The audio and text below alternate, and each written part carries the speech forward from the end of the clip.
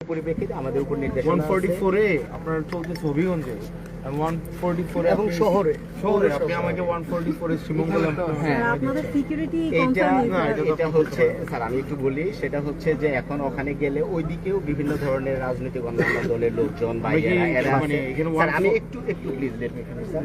সেটা হচ্ছে যে ওখানে গেলে যে কোনো ধরনের একটা প্রবলেম হতে পারে। এখন এই প্রবলেমগুলো হওয়ার পরিপ্রেক্ষিতে মানে হওয়ার সম্ভাবনা যেহেতু তৈরি হয়, সো আমরা প্রিভেন্টিভ মেজার হিসেবে স্যার আপনাদেরকে এখানে রিকোয়েস্ট কি করছি। কারণে প্রবলেম হবে? স্যার প্রবলেম হবে এটা তো আমাদের তো কোনো দলের বিপক্ষে প্রোগ্রাম না, না না মানে কারো এগেনস্টেও না। আমাদের উপরে গতকালকে একটা রক্তাক্ত হামলা হয়েছে, আমরা এটার এগেনস্টে একটা প্রতিবাদ কর্মসূচি, আমাদের এটা নিজেদের প্রোগ্রাম, আমাদের পার্টিগত প্রোগ্রাম, আমাদের তো কারো এগেনস্টে প্রোগ্রাম না।